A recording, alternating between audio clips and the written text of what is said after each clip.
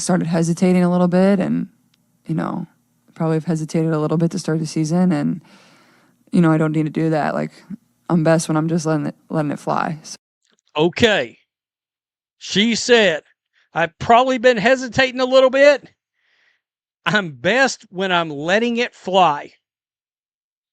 Dollars to donuts. Stephanie White hates hearing that. It's all that hesitation you just heard. That's not a player lacking confidence. That's a generational talent admitting she's being coached into a box. Caitlin Clark just told us exactly what's wrong with the Indiana Fever right now. She said it herself. I've probably been hesitating a little bit to start the season. I'm best when I'm just letting it fly. Translation, Stephanie White's offensive system is handcuffing the best playmaker in women's basketball. And the evidence isn't just in Clark's words. It's showing up in empty seats, plummeting ticket prices, and a fan base that's rapidly losing patience. Wow. We're going to look at ticket sales. Prices, they're still terrible. I mean, it's still, like I said in the earlier video, the game the other day had 1,600 empty seats. And it was the second lowest attended game since Caitlin Clark's arrival, right? And everything that's going on involving the Stephanie White effect. Woo. So this game starts at 5 p.m. Central, 6 p.m. Eastern time between 1 and 2 teams. Aaliyah Boston, questionable, lower leg. Look at those numbers. 1,600 empty seats at a home game. Tickets selling for $8.33 on the resale market. Standard admission seats available for $11.80, while resellers are undercutting even those prices because they can't move inventory. This is Indianapolis. This is Caitlin Clark's team. Just 6 months ago, you couldn't get a ticket to a Fever game for under $200. Sellouts were guaranteed. The building was electric every single night. Now, 72 seats available in one section, 64 in another. 50 tickets still on the board hours before tip-off against one of the worst teams in the league. We have never seen this during the Clark era, not once in 2024. But 3 games into Stephanie White's tenure as head coach, this is the new reality. She's trying to put her in a box. You can't put her in a box. We literally watched Caitlin Clark in the fourth quarter the other day take herself out of the box. Take the shackles off. And guess what? She started tearing asses up. She watched it happen in real time. Fourth quarter of that last game, down 16 points, and Caitlin Clark finally said enough. She stopped running the structured offense. She stopped making the extra pass that White demands. She took the shackles off and just played basketball. And what happened? She put the entire team on her back and nearly stole a win they had no business being in. The contrast was so stark, so obvious, that even casual fans could see it. When Clark plays within White's system, the offense is sluggish, predictable, and painful to watch. When she breaks free and plays her game, suddenly the Fever look like a playoff team again. But here's the problem. That fourth quarter performance might have actually made things worse. Because now Stephanie White has watched her most talented player succeed by completely ignoring her coaching philosophy.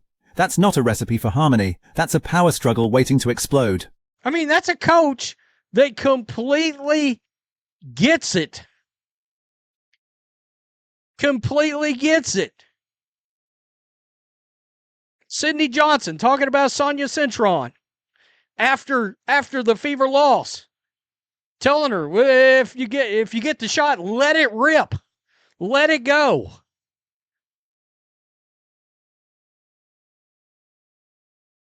Compare that to how other coaches in this league talk about their stars.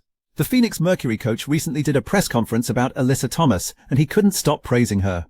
Everything runs through her. She's playing like an MVP. He gets it.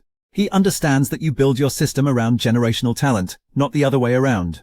Sydney Johnson, coaching against the Fever, told Sonia Cintron before the game, if you get the shot, let it rip, let it go. That's coaching. That's understanding how to maximize your best players.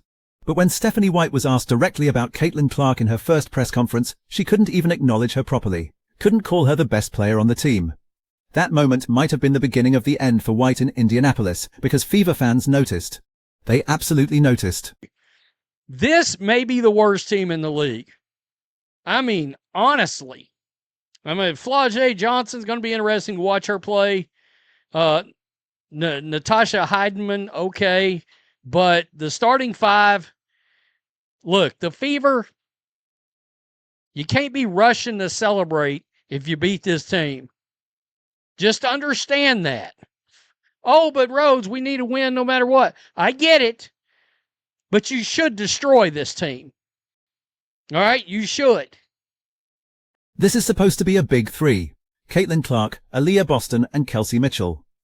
On paper, that's a championship core. In reality, under this offensive system, they're underachieving. If the Fever go 12-8 through their first 20 games with this roster, that's a disappointment. That's not meeting expectations. That's not what you brought Stephanie White back to Indiana to accomplish. And the scary part is that 12-8 might be optimistic if this continues.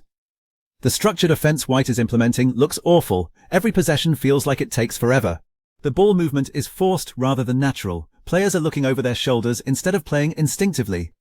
And when your best player is publicly saying she needs to stop hesitating and just let it fly, that's a direct indictment of the coaching philosophy.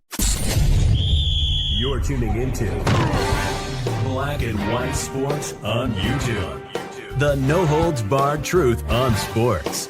The main event starts. All right, Black and White Sports supporters. Well, the Indiana Fever have a game tonight. It is in Indianapolis. They may be playing the worst team in the WNBA. Wow. We're going to look at ticket sales, prices. They're still. The ticket sales tell you everything about how fans are responding. This isn't about the opponent being weak. This isn't about the day of the week or the time of the game. This is about a fan base that showed up in record numbers last season, suddenly deciding they'd rather stay home. And you can't blame them. When your entertainment product goes from exciting, high-octane basketball to watching Caitlin Clark make the extra pass for the sake of making the extra pass, people tune out. When the best shooter in the league is hesitating on open looks because she's worried about staying within the system, that's not fun to watch. The resellers who bought up these tickets are learning a painful lesson. They assumed the Caitlin Clark effect would continue indefinitely. They didn't account for a coaching change that would fundamentally alter how entertaining this team is to watch. Now they're stuck with inventory they can't move, even at prices below face value. I would guess. I don't know. Good luck. I mean, if they after 20 games, if they're 10-10,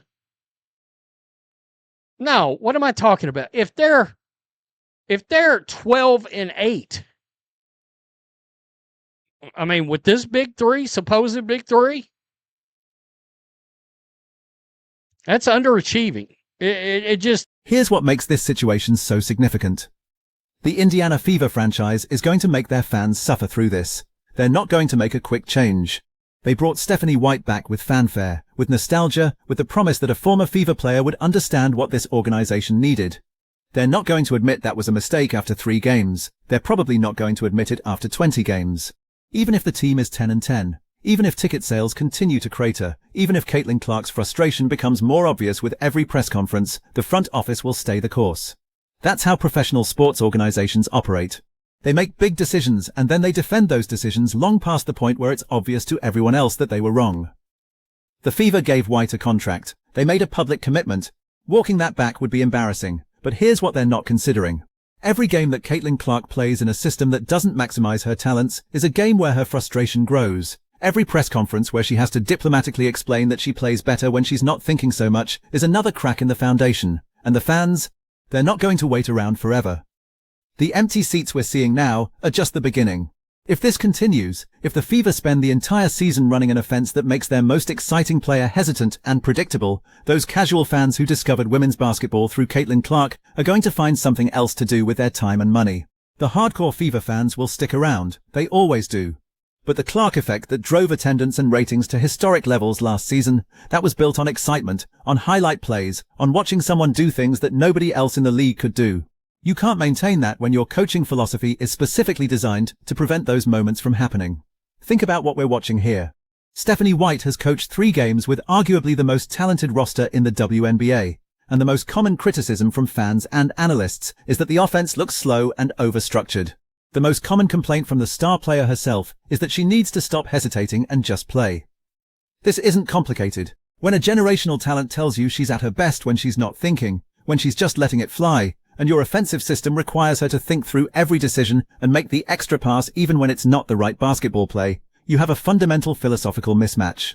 The fourth quarter comeback against one of the better teams in the league proved what happens when Clark plays freely. It also proved that White's system isn't necessary for this team to succeed. If anything, it's holding them back. Now imagine being Stephanie White and watching that. Imagine spending 3 games installing your offense, preaching about structure and ball movement and playing the right way, and then watching your star player ignore all of it and nearly win the game single-handedly. That's ego bruising. That's the kind of thing that creates tension in a locker room. And that press conference moment where White couldn't properly acknowledge Clark as the team's best player, that's going to age terribly. Because every time Clark has a huge game by breaking free from the system, fans are going to remember that White couldn't even give her proper credit when directly asked. The comparison to other coaches in the league makes this even more stark. You've got coaches building entire offensive systems around their stars, empowering them to take over games, publicly praising their abilities. And then you've got Stephanie White trying to fit Caitlin Clark into a predetermined structure that clearly doesn't suit her strengths.